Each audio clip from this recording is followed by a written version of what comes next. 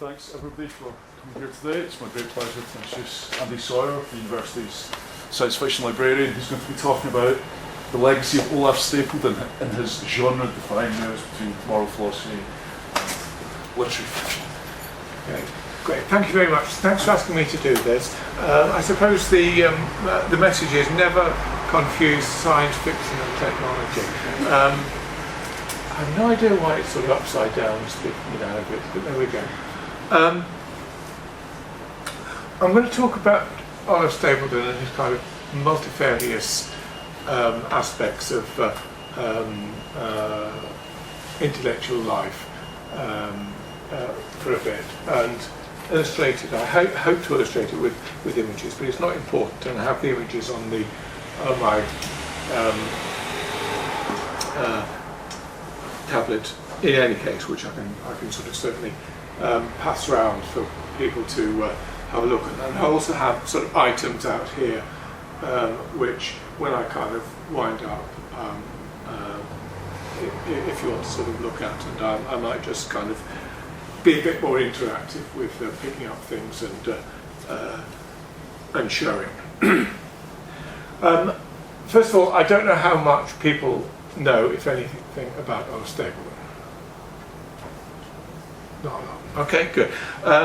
So what I'm going to say won't be going over too much sort of already known ground. Basically, William Olaf Stapledon, his parents named him Olaf, not because of any Scandinavian connection, but because I can't remember the story exactly, but I think his mother read a book in which the hero was called Olaf and thought it was a good name.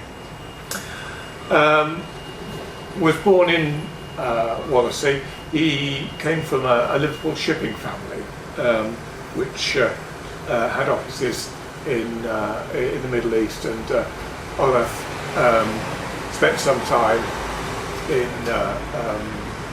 the family firm in Port Said.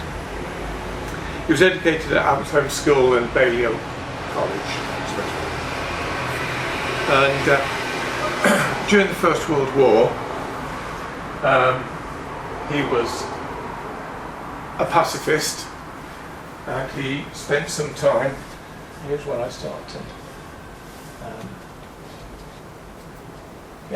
He spent some time with the Friends Ambulance Unit, Quaker organisation, at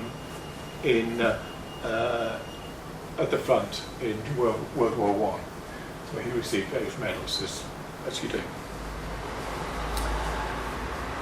He drew upon this experience in one of his later novels, Last Men in London, which I'll refer to a little bit later, after I've talked about his first novel. He went back to study, took a PhD from the University of Liverpool with a thesis on meaning in 1925, and basically, because he was fortunate enough to have an independent income, spent most of his time as a social reformer, as an educationalist. He was one of the pioneers of Merseyside on the Workers' Educational Association. He taught extramurally for the University of Liverpool, and he spent a lot of time campaigning for disarmament, world peace, corresponding with various people like H.G. Wells, J.B.S. Haldane, and Mary Richardson, and campaigning for world government, a sort of single world government, which was sort of very much a Wellesian idea. And he published his first novel, Last and First Men, in 1930. Now this is the copy here, yes. Novel is probably not the best word for it. When you think of a novel, you think of things with characters, dialogue. There's about 6 lines of actual dialogue in the entire novel. It has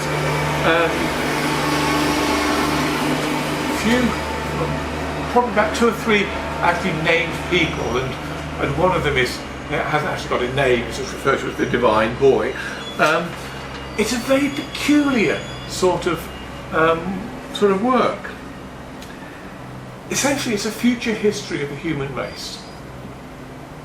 It ends up with the 18th and final species of humanity on the planet Neptune, after the sun is sort of expanded and destroyed Earth, Mars, and possibly Jupiter, I can't remember. The 18th species is disseminating spores into the wider universe to carry on some form of human genetics after the final explosion of the sun. And an emissary of the 18th man, an emissary of the 18th man telepathically gets in touch with an obscure academic on Merseyside and persuades him that he is thinking of this original subject to write about. And so what we're seeing is a kind of message from the last species of humanity to the first species of humanity, i.e. us, to give this sense of the conflict between the two kind of polar wings of human thought, the ethical dilemma between reason, as Stapledon describes it, the philosophy of Socrates, and sort of emotion and love and connection, the philosophy of Jesus. So it's kind of quite cleverly done, I think. It's a utopian.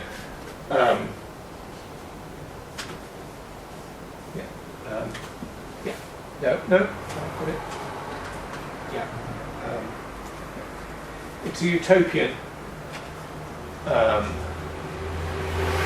enterprise. So Stapledon was very interested in the idea of utopia. This is a map of utopia drawn at an early age. But he makes it quite clear that it's not actually a kind of pragmatic or programmatic utopia. He admits that it's hardly even a novel. It's an exercise in what he calls myth creation. And as I said, it sort of tries to express the dynamic between materialist science and transcendental religion, Socrates and Jesus. Humanity and the cosmos are the characters. So it's, in a way, quite a chilly tone. But this sort of sense of grandeur, of awe, of wonder is perhaps why Stapledon is so often mediated through writers like Arthur C. Clarke, Stephen Baxter, Brian Aldiss, or even Doris Lessing, who drew upon him for her equally mythological series, Canopus in Argus, and perhaps not so much read for himself, although I think his novels are quite fine. It was strongly influenced by Wells, particularly Wellesian idea of progress and evolution, and also speculation of biologist J.B.S. Haldane, of Haldane's sister, Naomi Mitchison, who wrote to him. I have a copy of her letter on the tablet.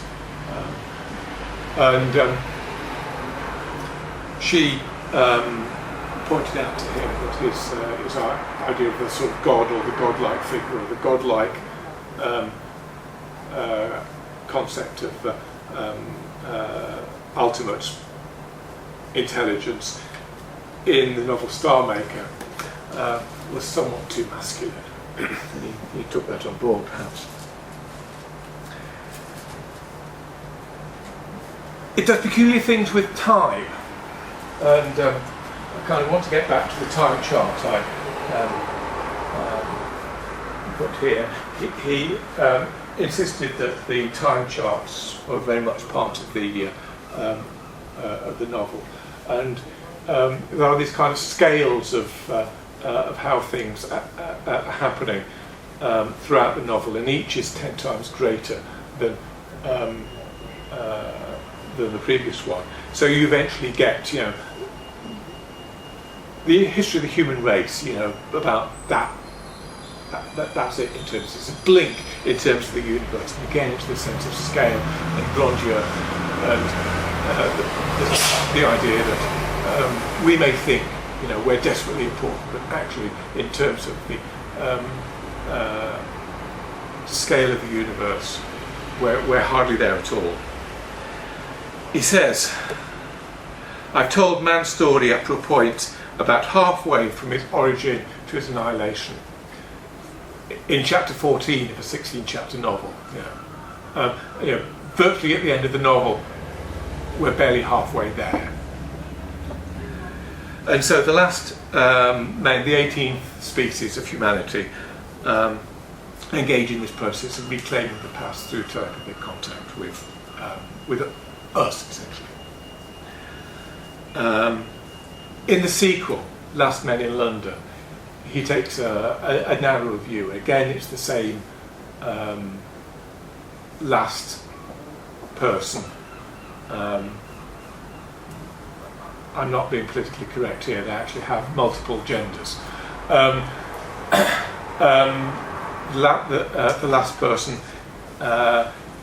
connecting with a sort of semi-autobiographical version of Stapledon, who he calls Paul. And Paul grows up through the early years of the 20th century, and there's discussions of politics, of sexuality, of war, of class, and in particular there's you know, some quite interesting aspects of the front of Paul serving as what Stapledon did as a volunteer in an ambulance unit. And that's quite an interesting way of Stapledon sort of displacing his own writing, his own experiences in the war in a form of writing which is not sort of entirely first person or autobiographical.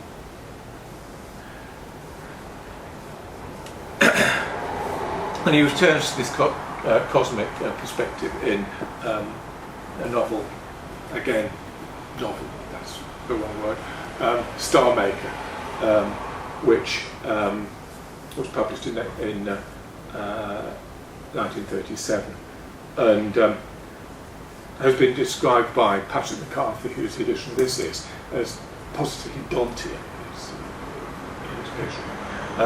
It begins on Colby Hill,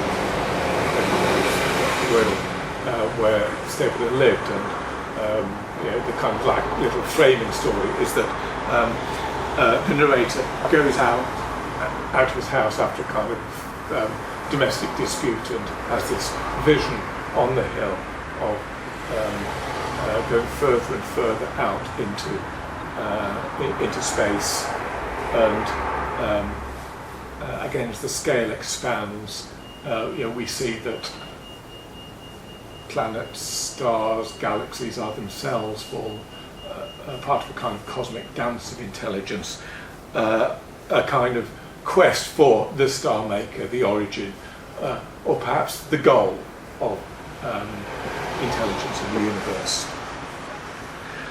And it gives us science fictional concepts. Frederick Dyson, the physicist, drew upon this for what's now known as Dyson spheres, the idea of constructed rings or spheres around a solar body or a planetary system, which are artificially created, in which humans could live in space. It gives us a kind of very dubious but positively interesting form of broadcasting of the sexual impulses, which, as a kind of entertainment, if someone from Sky reads this, we're doomed. The science fiction writer Pat Cadigan, I think, draws a little on this in her fictions. She was one of the few people in science fiction in the 80s who kind of understood that these plots about invaders or business or politics kind of taking up this new technology and exploiting those with us, they're essentially nonsense. It's going to be the entertainment industry that does it, and possibly the adult entertainment industry that does it, and that's kind of foreshadowed, I think, in Star Maker. So,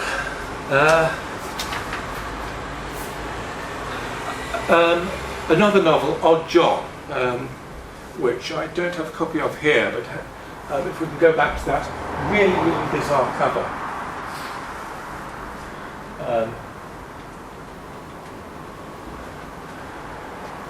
He had to be stopped, for all women were his playthings, and all men his pawns. This is a novel by a writer to whom Virginia Woolf said, "Sometimes it seems to me that you are grasping ideas that I have tried to express much more fumblingly." I would really like to see Virginia Woolf's version of that cover.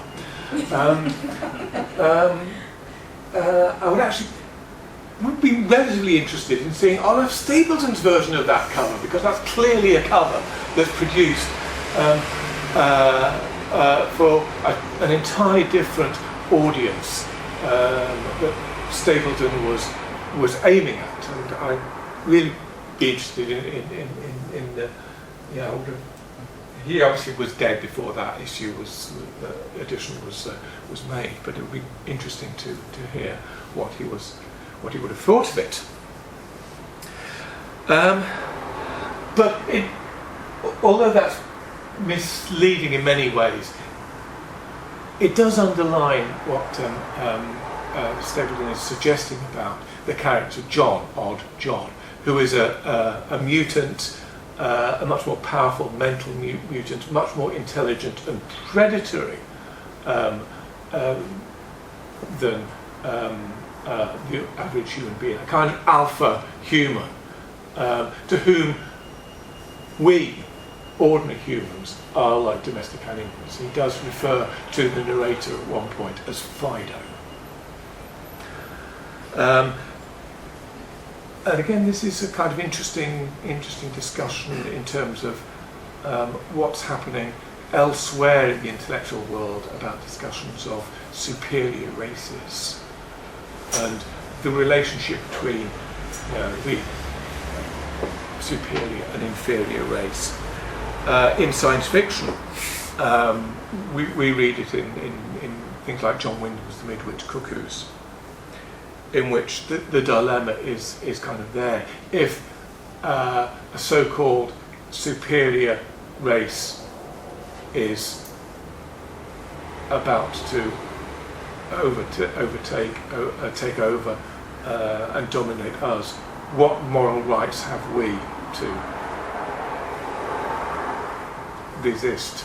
And if anyone's read Wyndham's Midwich Cuckoos or seen the film Village of the Damned, you'll see that the solution is actually quite bleak. Basically, we are down to suicide bombs, which in the 1950s, perhaps doesn't actually have the charge that it has today, but nevertheless, it's a kind of really dark and bleak and interesting discussion. We can argue that it actually does engage with questions of eugenics and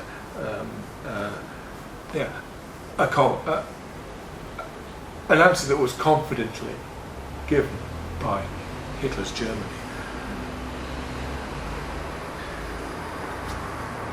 So there are two kind of broad questions, I think, by the time of John and Starlink. And the first one is the more general philosophical question about the relationship of individuals to the Darwinian sweep of evolution. And we can argue that if Stapledon is speaking as if from the point of view of the universal mind, as if from the point of the universal mind at the end of the process, he asks, does it matter in the end? And we're given the question, can we write off the suffering of individuals who, as I've said, barely appear at all in these novels, but are kind of clearly there? Can we write off the suffering if the final result is going to be, quote, the enhanced lucidity of the cosmic spirit itself, whatever that means?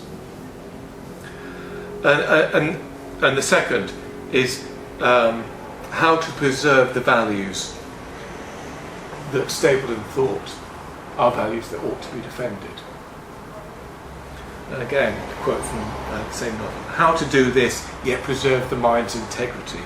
Never to let the struggle destroy in one's own heart what one tried to serve in the world, the spirit's integrity. And again, that's kind of slightly opaque, but I think what he's saying is, there's a conflict between values which we might want to present as collective, as good for humanity itself, and values of individual freedom, individual autonomy, which are at the heart of what many of us would consider human.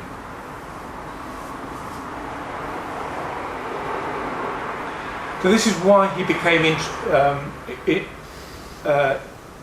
influential in fiction, particularly in science fiction. It was essentially the science fiction writers of the 50s, and I'm going to kind of jump over the argument for this, but I think it was essentially the science fiction writers of the 1950s who were engaged with those sort of questions in fiction. Of course, a lot of people were engaged in those questions in politics, and I'm kind of going back now, moving out of fiction, to suggest that Stapledon was writing the fiction because he was engaged politically and philosophically and ethically in those questions.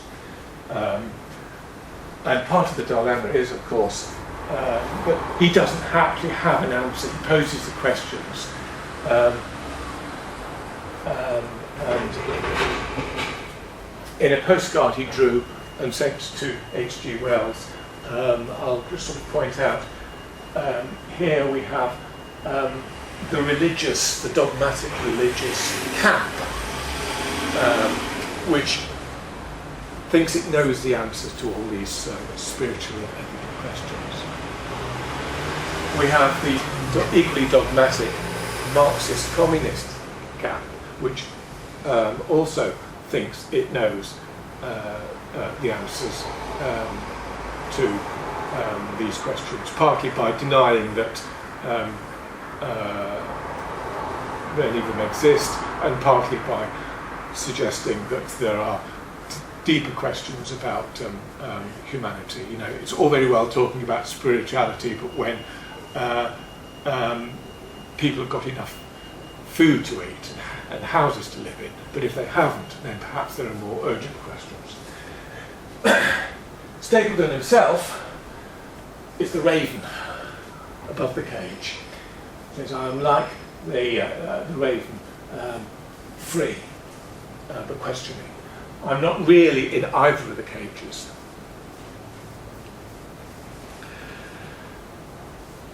So, of later writers of science fiction, I've mentioned Arthur Clarke, I mentioned John Wyndham,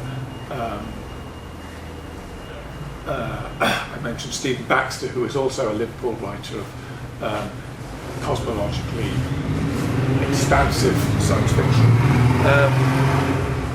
It's perhaps Doris Lessing,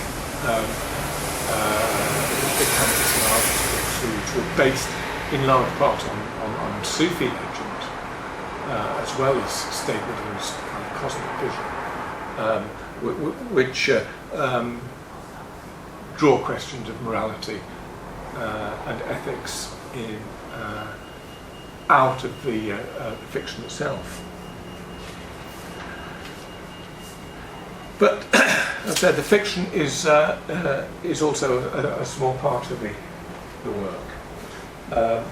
The archive that we have, the Stapledon archive, has a whole range of material which draws upon his politics, his correspondence, his lecture notes. There's an image of some of the lecture notes, and I've got some further notes on the tablet here. Again, talking about ourselves in the future, possible futures. These are lectures he gave to various groups, student groups, political groups, educational groups, particularly around Merseyside, but also other parts of the country. In which, again, he sort of bashes away at these knotty questions about the nature of the future. He was introduced to the British Interplanetary Society, which was a group that talked about the possibility of space travel when it only existed in pulp magazines. Arthur C. Clarke wrote to him and invited him to give a talk, which was published as Interplanetary Man, which was later republished a couple of years ago in the current journal of the BIS. There's a symposium on Stapledon and his influence, in which he sort of quite interestingly suggests that it's going to be thousands of years before we go into space. It's not necessarily a sort of deep burning issue, but the nature of the question of how we engage with the future and what sort of future we create is. He wrote books of philosophy, popular books, published by Penguin, as was the first paperback of Last and First Men. He was engaged with political movements such as Commonwealth, the group that really sort of formed, I think, during the last years of World War II as a kind of ethical opposition. But particularly he was involved with the peace movement, and I think there's some quite interesting questions about his nature as a sort of semi-disengaged intellectual, discussing peace first in the 1930s, when he's vehemently attacked in the pages of Liverpool Post, and again we have the cuttings in the archive, which are a fantastic source for this sort of thing, by somebody who signs himself Ignotus.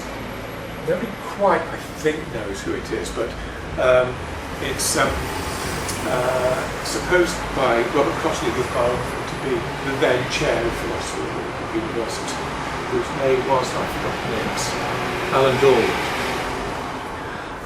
In the late 40s, again, he's perhaps under the influence of the Cold War, going backwards and forwards to peace conferences in Poland, in Paris, in New York, and there's an interesting letter from the New Statesman